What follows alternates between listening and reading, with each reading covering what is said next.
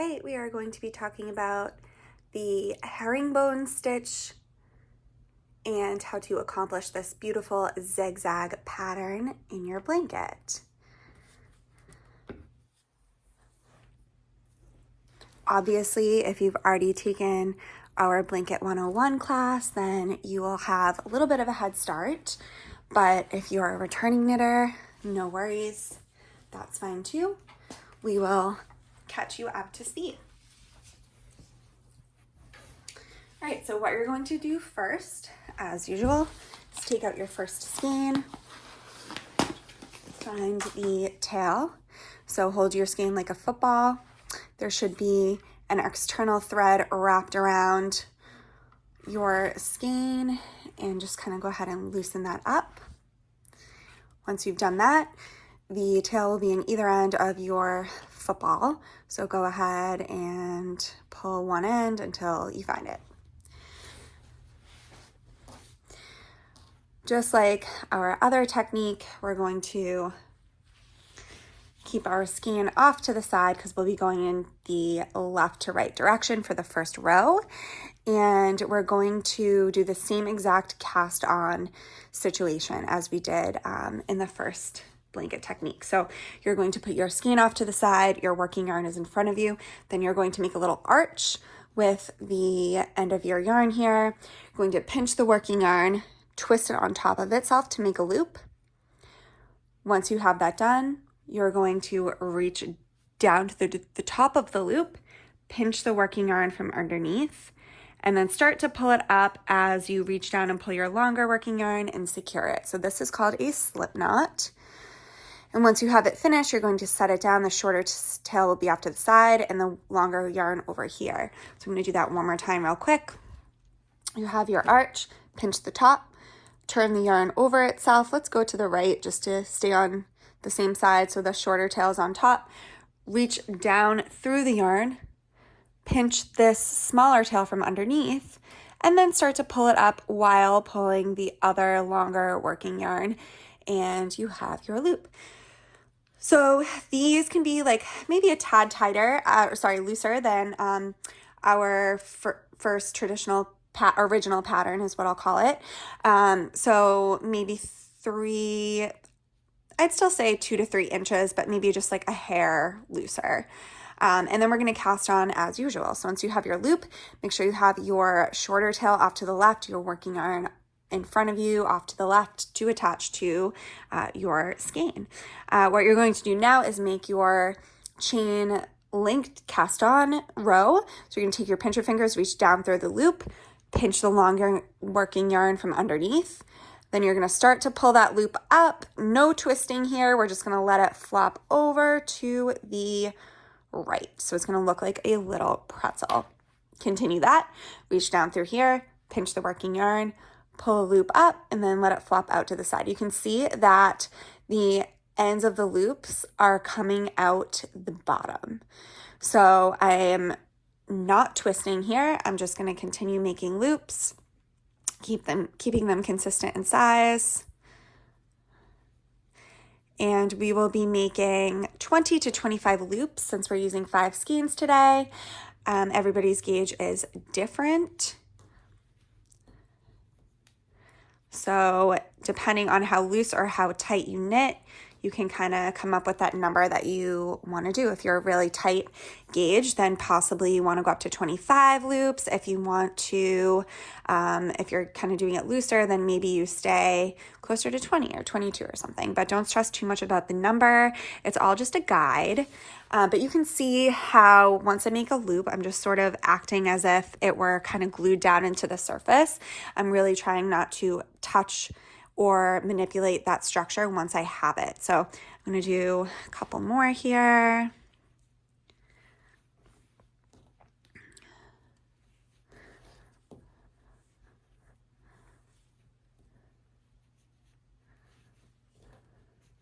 And then you do not need to count them all as you go along.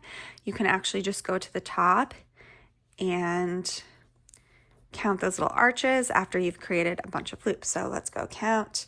Here we have 1, 2, 3, 4, 5, 6, 7, 8, Okay, I have 20. I'm going to stop there just for the sake of the video. If I were making an actual blanket, I'd probably do 5 more. Why don't I just do 5 more just to show you anyways. So 1, 2, 3, 4, 5. Okay, so I have my cast on right here. Now we're going to come up for the second row. So what you'll do is this time, now if you remember from taking our first class, traditional class, you would take this and move it to the other side. Before we do that in this technique, we're actually going to pick up our row and just flip it over, okay? So it's kind of like the purled side is on the back. Now that is because we're going to be using all of these middle stitches, so all of the middle ones. So in the original blanket pattern, or not that one, this one, in the original blanket pattern, we used actually, yes, it was this one. And the original blanket pattern where we did not flip it, but we will here. Okay, so once you've done that, you're going to take your working yarn, your skein, place it over to the left, and then you're going to leave this first loop out, which I know feels weird because we do not do that with the original blanket pattern, but we're going to leave this out, and you're going to come through every single one of these middle loops, or these middle arches rather, and you're going to reach your fingers down, pinch the working yarn, and pull a loop up, okay? Now these can be, again, just a hair looser than what you did for original blanket patterns if you did it, because these are going to be twisted. So it actually takes more yarn, which is why in these classes, most classes are getting 5 skeins, okay? So you're gonna come down here, pinch the working yarn, and pull a loop up and through. Come through the middle, pinch, and pull. Middle, reach underneath, pinch, and pull. We're going to go all the way down to make a row of bunny loops. Bunny ears.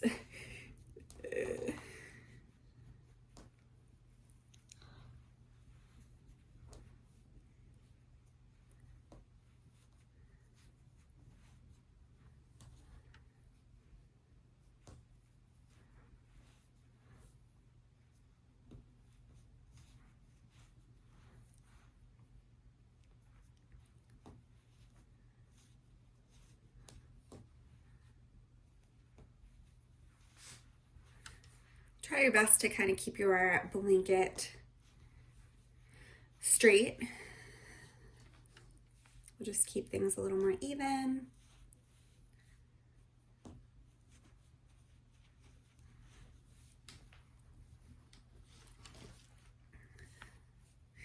And then I like to just kind of guide my bunny ears upright so that they're going in the proper direction, because we are going to be connecting the loops above one another instead of horizontally moving forward until the last row.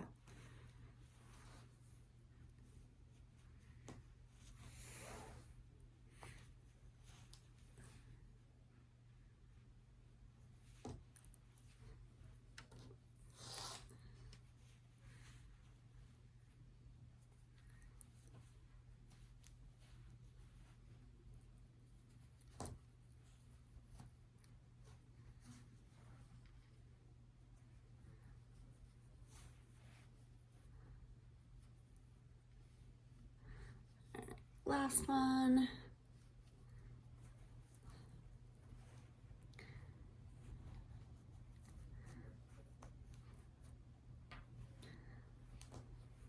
There we go. Okay. So once you've done that, you have your first 2 rows completed. Take your skein of yarn, move it to the other side as always.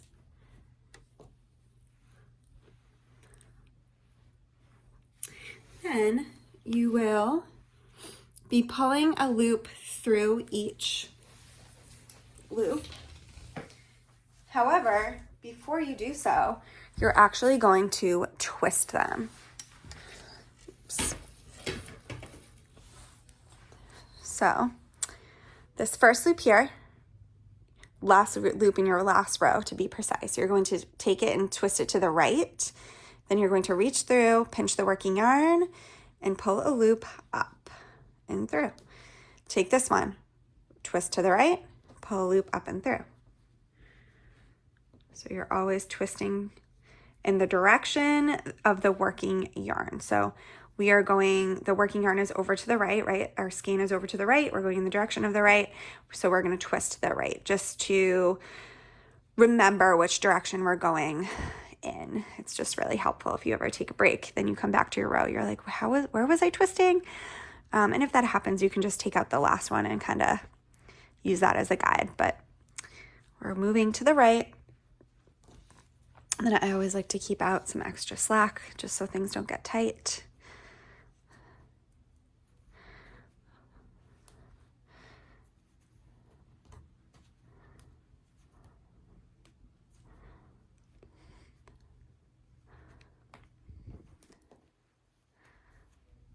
The second row loops I could have done a little bit looser, like I said, and then I just ended up doing them my normal gauge.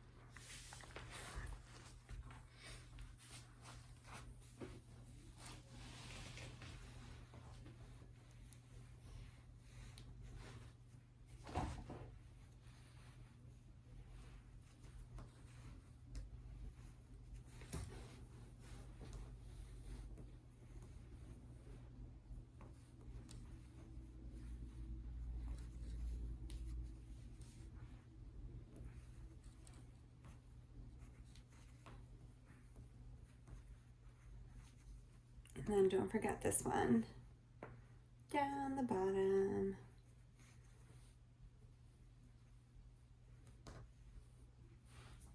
Okay, now you pick up your skein, move it to the other side. And now we're going to twist to the left. So you're going to twist to the left, pinch the working yarn, pull a loop up and through. Left, pinch, and up. Left, pinch, and up.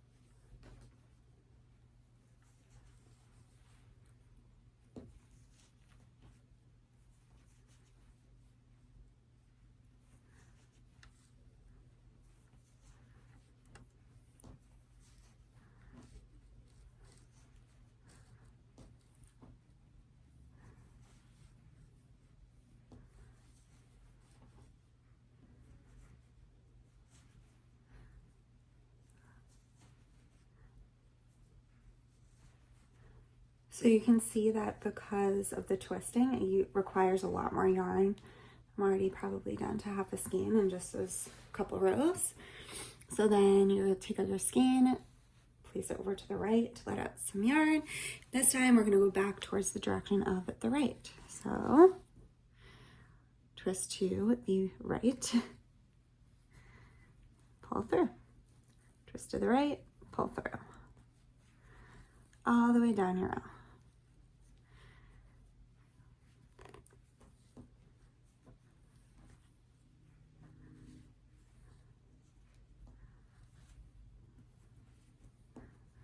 And then fortunately, the cast off row is exactly the same as our original blanket.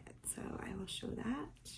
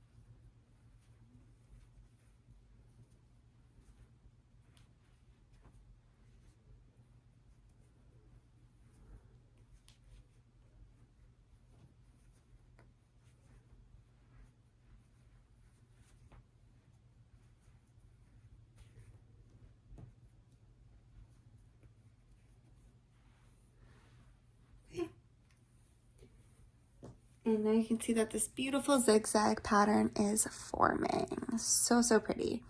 And you just continue that all the way up. And now I'm going to talk about the cast off. So you pick up your skein, move it to the other side when you're ready to cast off. Should have about 5 to 7 feet of yarn, just depending on how narrow or wide your blanket is. Then cast off is exactly the same. So you'll pinch through the first loop, pull, actually, I guess we will want to do a twist to keep up with the pattern. So we'll twist to the left now. Pinch, make a loop, twist to the left, pinch, make a loop. Then the inner always goes through the outer. In other words, the outer eats the inner, okay? So you have your one bunny ear. We always have 2 at a time. Come down here, make a loop. Sorry, nope, you got to twist. Twist, make a loop. Outer eats the inner. Twist to the left, make a loop. Outer eats the inner. Twist to the left, make a loop. Outer eats the inner. Twist, loop. Outer eats the inner. Twist, loop. Outer eats the inner. Left, twist, loop, outer eats the inner. You got the idea.